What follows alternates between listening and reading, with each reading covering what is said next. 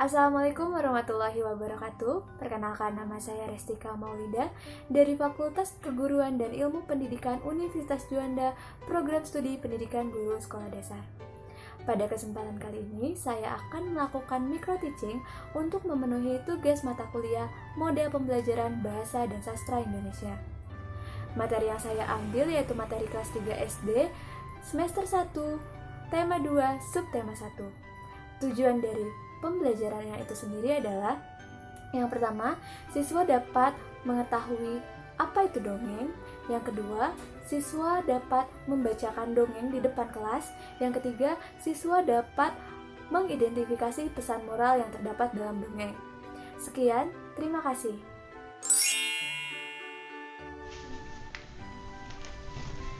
Assalamualaikum anak-anak. Waalaikumsalam, Bu. Hari ini ada yang nggak masuk? Ada. Siapa? Halida. Oh, Halida. Halida apa? Sakit. Oh, sakit ya? Yaudah. Hari ini kita bakal belajar tema 2, subtema 1. Sebelum kita belajar, kita berdoa dulu ya. Ketua kelasnya siapa? Zara, boleh disiapin? Siap, berdoa mulai.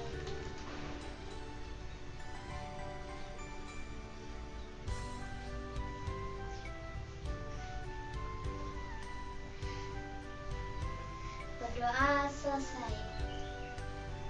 Nah, sekarang kita akan belajar dongeng. Ada yang tahu apa itu dongeng? Ada yang tahu nggak? Cerita. Betul, cerita. Dongeng merupakan salah satu cerita rakyat yang beragam dan cakupannya luas, serta berasal dari beberapa kelompok atau etnis. Nah, jenis-jenis dongeng ini ada banyak. Di antaranya ada legenda. Legenda itu kayak menceritakan asal mula suatu tempat, seperti Tangkuban Perahu. Ada yang pernah ke Tangkuban Perahu belum? Belum. Kalau belum nanti kita ke sana. Terus ada juga cerita rakyat kayak Malin Kundang. Ada yang pernah dengar? Nah, terus ada juga fabel atau cerita binatang kayak kelinci dan kura-kura kayak gitu. Nah, sekarang Ibu punya satu contoh dongeng yang bakal Ibu ceritain tentang pohon apel dan anak kecil. Jadi, suatu ketika ada seorang anak kecil yang senang sekali bermain di bawah pohon apel. Dia senang memanjat ke atas pohon apel dan memakan buah-buah apel yang ada di atas pohon. Tapi suatu ketika anak kecil ini tidak pernah main lagi ke tempat dia bermain biasanya. Si pohon merasa kesepian dan merasa sedih. Sampai pada akhirnya anak kecil itu kembali dengan usia yang sudah remaja. Sang pohon itu sudah sangat senang. Dia berkata kepada anak kecil, "Hai anak kecil, kemana saja? Mari kita bermain." Sang anak kecil itu merasa marah karena dibilang anak kecil. "Aku sudah bukan anak kecil. Aku tidak ingin bermain bersamamu. Aku ingin bermain handphone, tapi aku tidak memiliki uang untuk membelinya. Bisakah kamu membantuku?" kata sang anak kecil.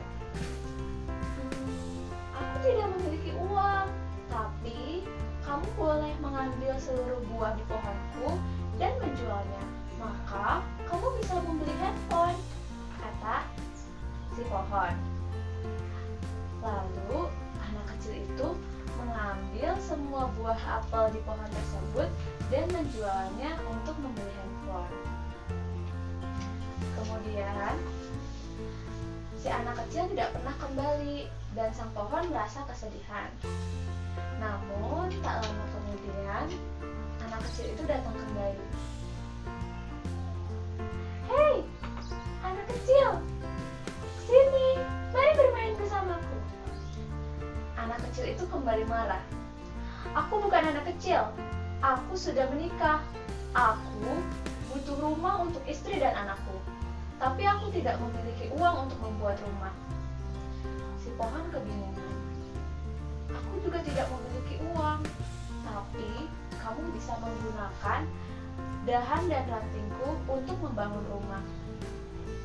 Memikirkan hal itu, si anak kecil akhirnya mengambil daun dan ranting yang ada di pohon tersebut sampai akhirnya pohon tersebut menjadi gundul.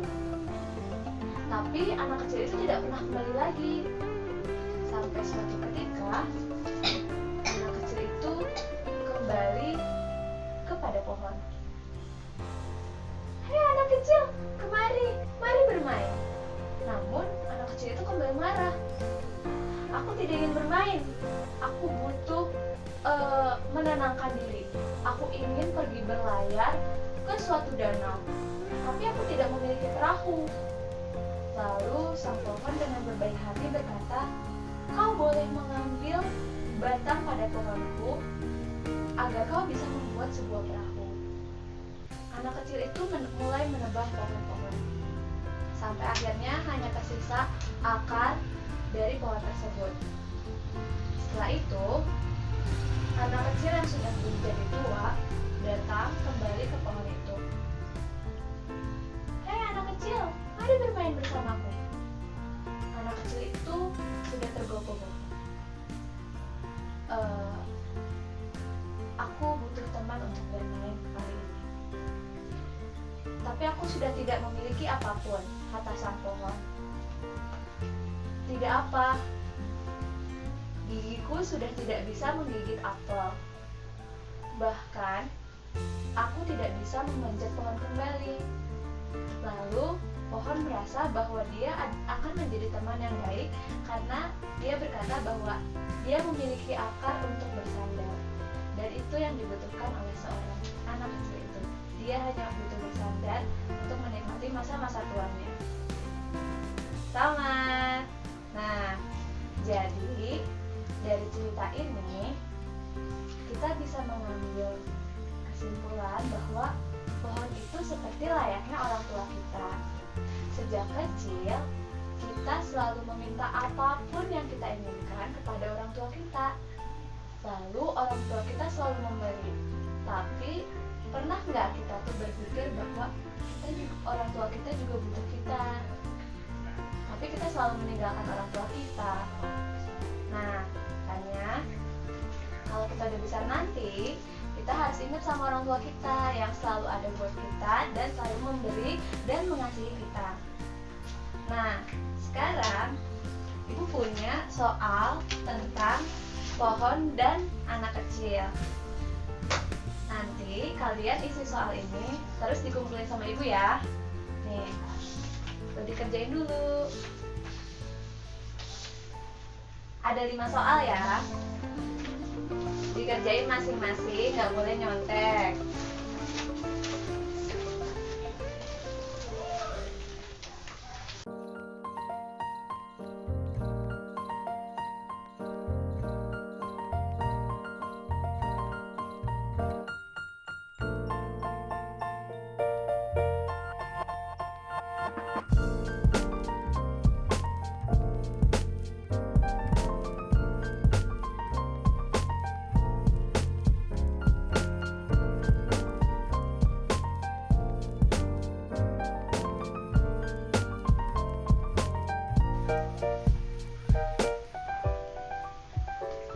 Waktu udah selesai. Oke. Aku juga. Udah. Udah. Gak apa-apa sih ya, pelan-pelan aja ya. Udah. Oke deh. Nah, sekarang Ibu punya cerita tentang kelinci dan kura-kura. Tapi bukan Ibu yang bakal cerita. Siapa yang berani ceritain? Ada yang berani nggak? Tapi sebelum itu, ada yang tahu lagu Si Kancil Anak Nakal? Enggak. Kalau tahu kita nyanyi sama-sama. Yuk. Yuk. 1, 2, 3. Si kancil anak nakal suka mencuri ketimun,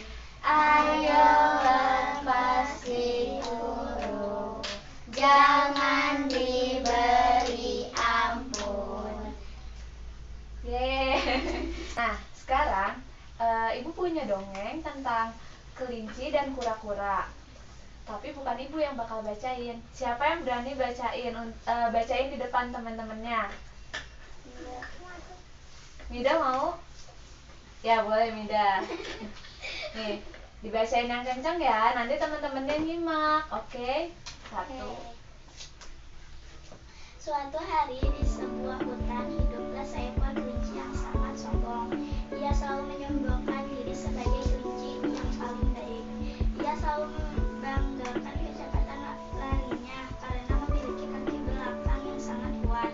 Si kelinci selalu memperlihatkan keahlian dalam berlari cepat kepada semua hewan di hutan tersebut. Suatu hari kelinci sedang membual di depan para hewan yang ada di hutan dan menunjukkan betapa cepat larinya. Di saat ia berlari dan melompat di atas cangkang yang berjalan perlahan-lahan, sebuah kepala dan 4 kaki muncul dari dalam cangkang tersebut. Si kelinci pun sadar jika cangkang tersebut adalah kura-kura yang tampak merangkak sangat pelan sekali jalan. Ia pun dengan sangat sombong sambil tertawa berkata, "Kenapa kamu sangat lambat?" Kura-kura menatap kelinci dan berkata, "Setiap hewan bergerak dengan langkahnya masing-masing.